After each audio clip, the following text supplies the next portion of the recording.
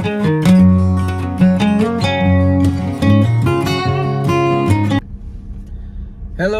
mga ka-hardwork, mga ka-loyal. Welcome back ulit sa akin channel. Time check is 4:01 p.m.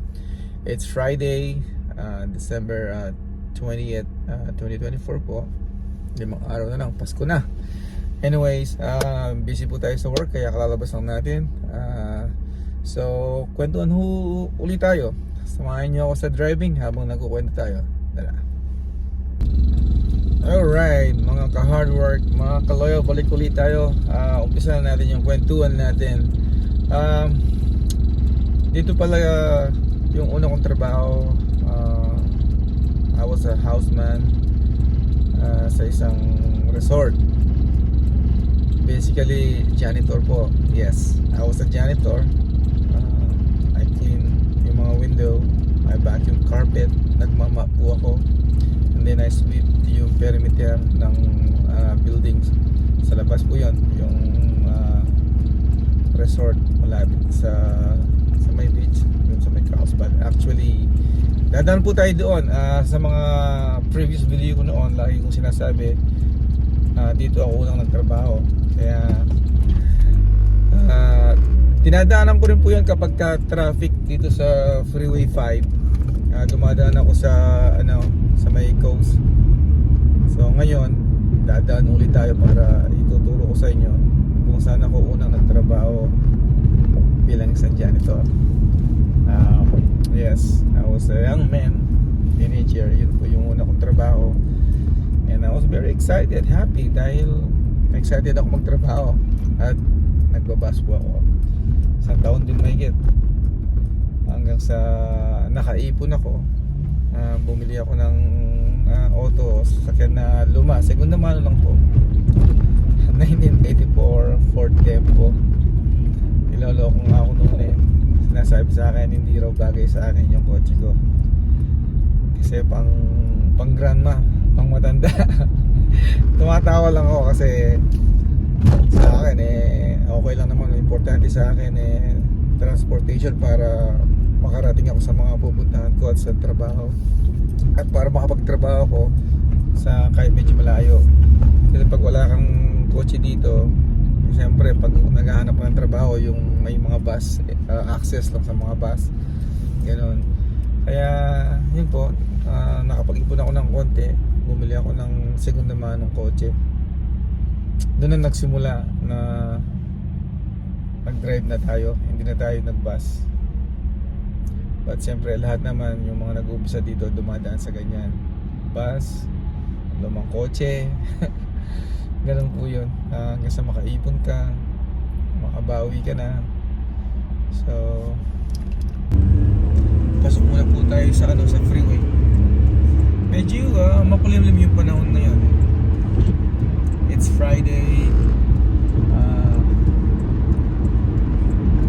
Siguro medyo traffic maya lang dahil nga Friday. Alright, balik tayo mga ka-hard work, mga ka-loyal. Ito po yung mga na-experience ko noon nung nagbabasa ko noon. Kapag po mayroon tayong mga kababayan na kakilala natin, nakita nila tayo, may kotse sila, nag-aabang tayo ng bus, yung iba po sinasakay po nila tayo. Kaya ang sarap ng pakiramdam kasi makakauwi ka ng maaga, imbes na hihintay mo yung mga bus. Kaya minsan halimbawa sa trabaho namin noon, sa una kong trabaho, yung mga coworker namin, pagka pinipick up sila ng mga family members nila, sinasakay na rin kami mga nagbabas. So nakakalibre kaming sakay, idadrop nila kami sa malapit sa amin. Kaya yun, nakakauwi ka ng maaga. So sarap yung pakiramdam. Kaya nung ako po nakapag-drive, kapag may nakikita akong kababayan natin sa bus stop na dadaanan ko, ginagawa ko rin yun kasi ginawa sa akin may nag-pick up ng mga kababayan natin para makarating ng maaga sa pupuntahan natin. So minsan nakakasakay ko rin po sa mga bus ito kaya kilala ko yung mukha nila. Kaya sabi ko minsan yung mga may edad na, o tay, tara na po. Pipikapin ko silang gano'n, para kung papunta sila sa dinadaanan natin. Kaya kumbaga binabalik mo rin kung ano yung binigay sa'yo ng mga kababayan natin noon. So masarap din ang pakiramdam kasi alam mo, nagdaan ka doon eh, di po ba? Kahit kaming bagay lang, magandang pakiramdam kumbaga. Yan, tulungan din kumbaga. Mag-i-exit na po tayo dito para madaanan natin yung unang, kung saan ako unang nagtrabaho sa hotel or resorts. Okay mga ka-hard work, mga ka-loyal, nandito na po tayo sa my coast. Wala na tayo sa freeway. So sa mga previous na video natin, nakadaan na po tayo dito pagka trap doon sa my freeway. Pero ngayon dadaan tayo ulit dahil gusto ko pakita sa inyo kung saan tayo unang nagtrabaho. Bali, Carlsbad po ang city, sa may Carlsbad.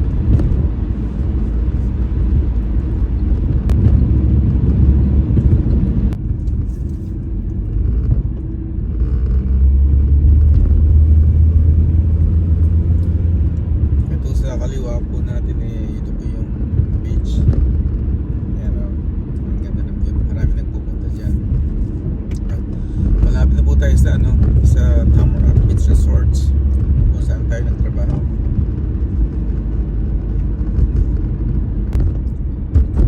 Ayan na po mga ka-hard work, mga ka-loyal. Hawak po yung cellphone natin. Ayan, dali lang. Ayan po, dito tayo nagtrabaho sa may Tamarack Beach Resorts. Ayan. So ayan po, hanggang 3rd floor yan. Yan, sa umaga nagwawas tayo sa labas dyan.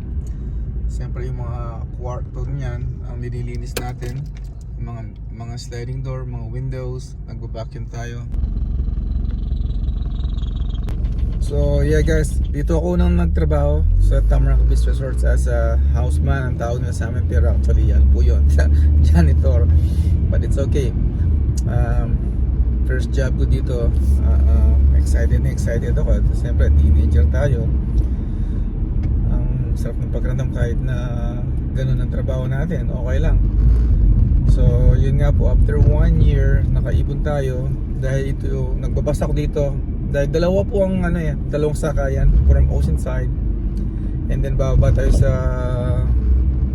transit center, transfer tayo sa another bus papunta naman dito sa Carlsbad. So bali dalawang sakayan yun. So ngayon, nung nakaipon tayo ng konti, nakabili tayo ng segunda manong kotse, nakapag-drive na po tayo, doon na ako naghanap ng second job. So ayan, pag-uusapan na natin yung bakit nagdo-double job ang mga Pilipino, or paano ka mag-double job.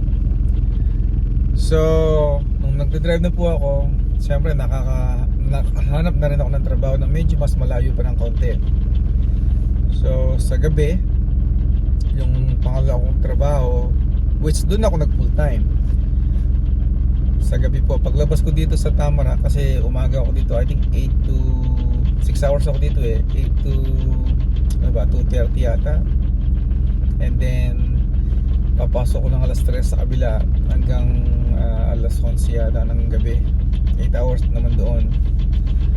So malapit lang from here to sa pangalawa kong trabaho, ng ilang minutes lang doon, kaya nakakayanan ko naman. Pero tumatakbo ako paglabas ko, takbo na ako sa kotse, kasama na yung excitement, bata pa tayo nun eh.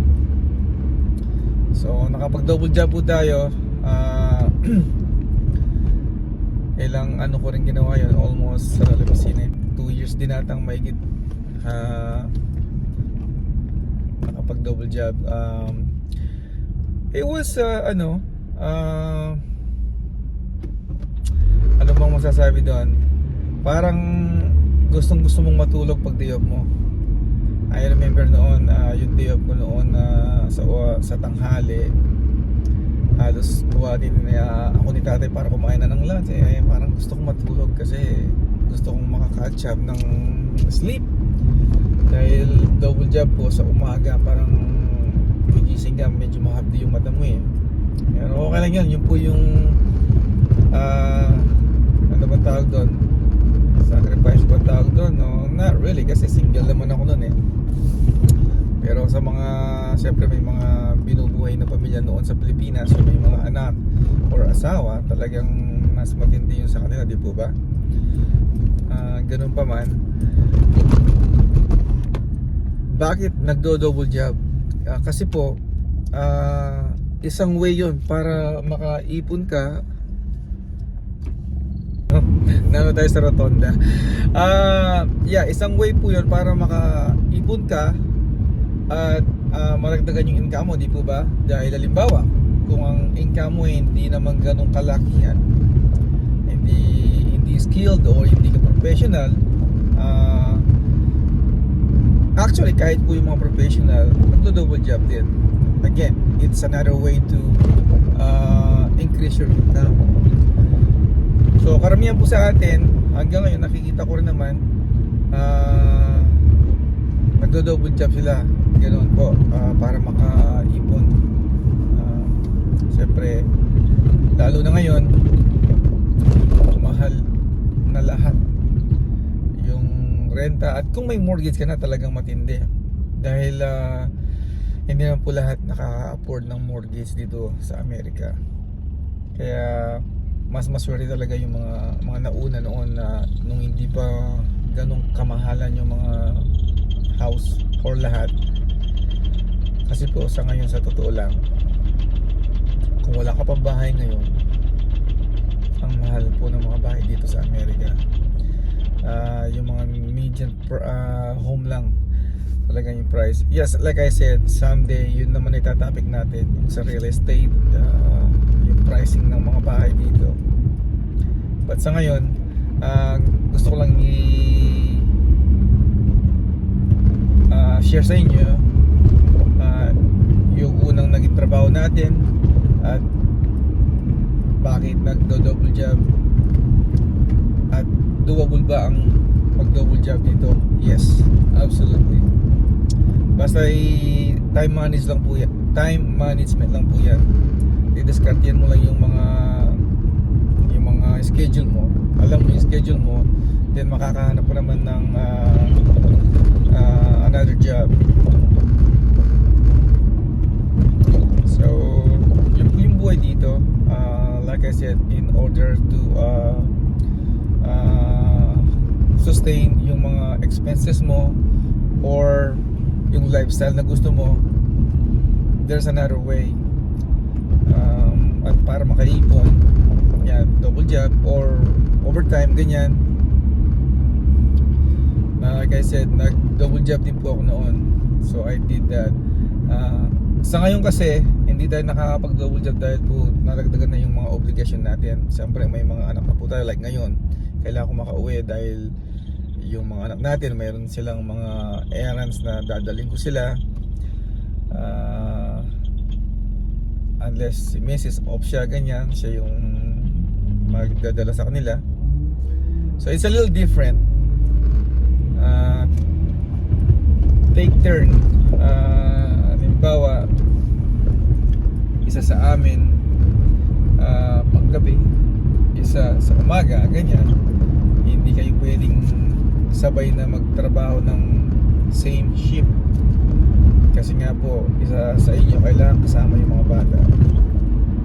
So yun siguro yung masasabi ng sacrifices namin dito, dahil hindi kayo palaging magkasama sa gabi. Yung isa wala, yung isa nandun, at yung linear time ninyo is different, maaga, ganyan. Unless yung pag-off kami parehas, yan. Otherwise, you have to work your schedule para yung sitwasyon po ninyo, yung siya nga po pala, nasa nasa Oceanside na po tayo. Itong street na to is Coast Highway. Before, ang pangalan nito is Hill Street. Nung bagong dating ako dito, pinalitan nila ng Coast Highway. So ito rin yung dinadaanan ng bus na sinasakyan ko noon. And then malapit na po tayo dito sa sa transit center, kung saan magte-transfer ka from Oceanside na yung bus stop doon malapit sa bahay ni Nama. And then dito nila kami i-drop. Dito sila magbababa. Sasakay naman kami ng another bus doon papuntang Carlsbad. Kung saan ako nagtrabaho noon, yung sa Tamarack kanina. Okay, yun po pala tayo. So malinis wala, so pwede tayo. Ayan, nung panahon na nagbabas po ko, itong mga building na nakita nyo, wala kayo makikita dyan. Ang dami na talagang pagbabago, pati itong parking structure na wala. Pati yung mga bagong building na magaganda na yan, nothing. Damo lang yan nandyan. Ito po pala yung bus terminal. Ayan, dyan.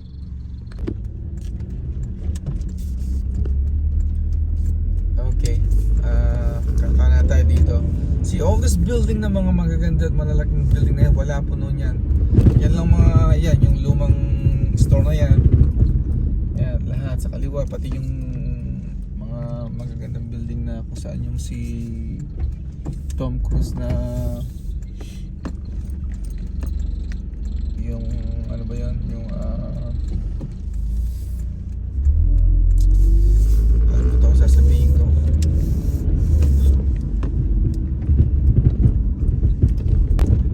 Yung Top Gun na movie na yung ginanip na bahay, kung saan nilagay nila ngayon, wala yung mga building na yan. But yung Top Gun house na yon, sa ibang nandito na yon, pero doon siya sa ibang block. Kumbaga nirelocate lang po nila.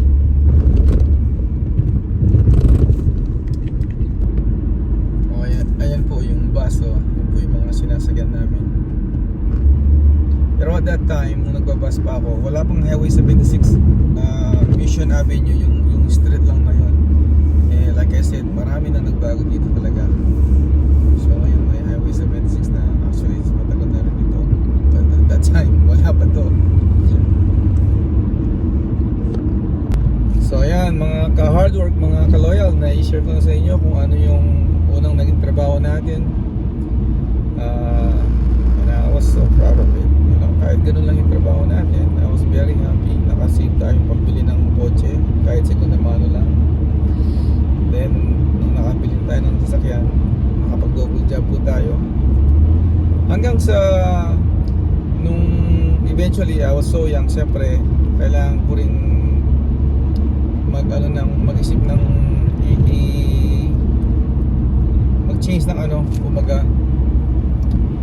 So nag-join po ako ng military dito after almost 2 years na nagtrabaho akong ganyan.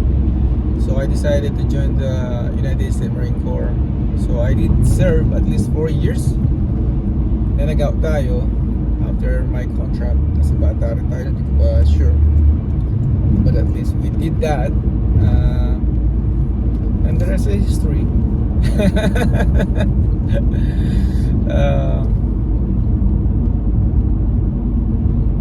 Yeah, shortcut ng konti. Alright mga hard work, dadaan lang tayo sandali kinama, kahit sandali lang. Nandito na tayo sa malapit sa bahay nila.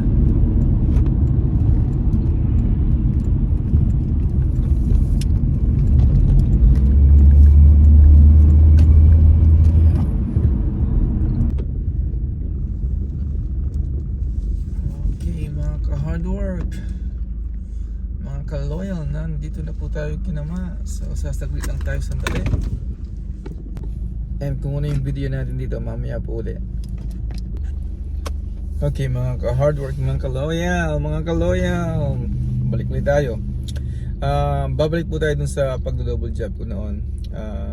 Sa umaga, sa resort po ako nagtatrabaho as a houseman or janitor. And then sa gabi naman, sa manufacturing naman po yun, gumagawa kami ng mga golf club, yung Callaway Golf, ang mamahal po ng mga gamit ng Callaway naman. But anyway, so yun po naging trabaho ko noon. Double job ako, full time sa gabi, part time sa umaga, 6 hours, 8 hours sa gabi. Like I said, yun ang another way para makaipon din, mag double job. Magandang experience din po yan. At hanggang ngayon po marami pa rin nag-double, actually sa current job ko ngayon, yung mga aid namin doon at mga ibang nurses, dalawa rin ang mga trabaho nila. Kaya hindi mawawala yun, which is better, you know, para nga masustain mo yung mga expenses mo at saka mga makapag-ipon ka. Kaya yun po yung buhay dito. Maraming mga nagdo-double job kasi like I said, it doesn't get cheaper. Every year hindi bumababa ang mga gastusin, pataas na pataas lalo, dumadami yung gastusin natin. Siyempre pag lumalaki pa ang pamilya mo, kakaroon ka ng mga anak, di ba?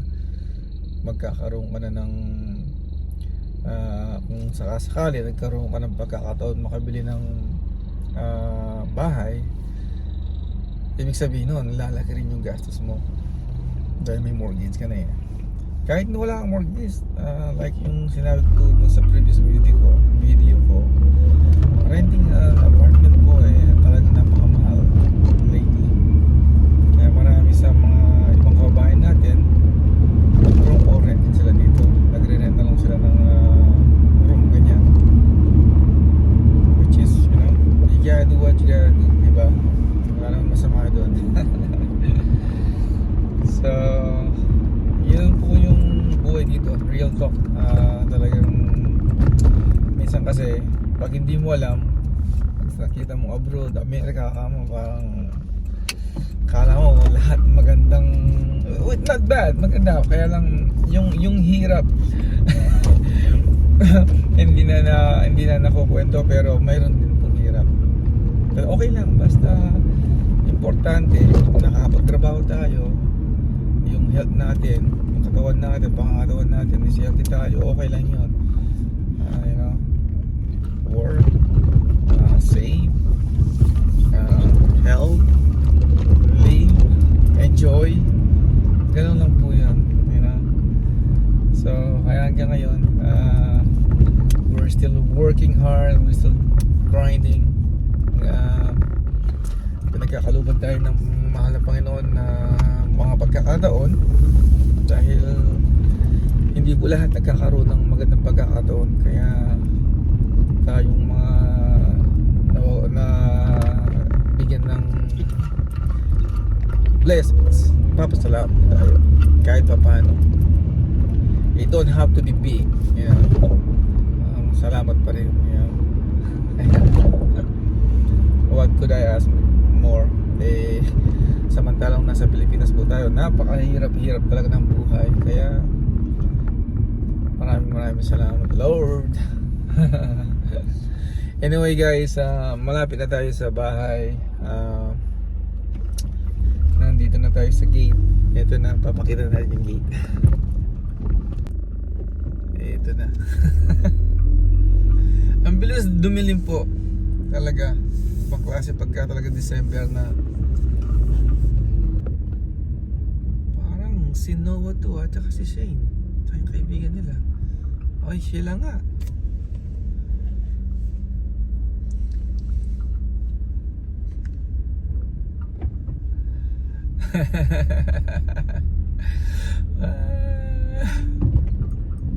At tumakbo si Noah, yan o.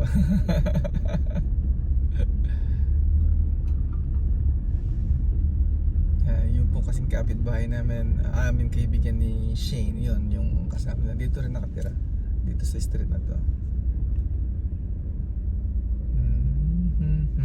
Ayan na, ayan na.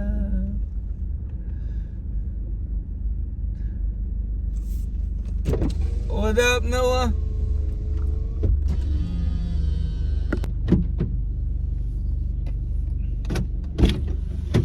I have a gift for Ate. You do? I got it from school. Oh, you do? Hi, Noah. Oh, I'm recording. How are you? I'm good. How was school today?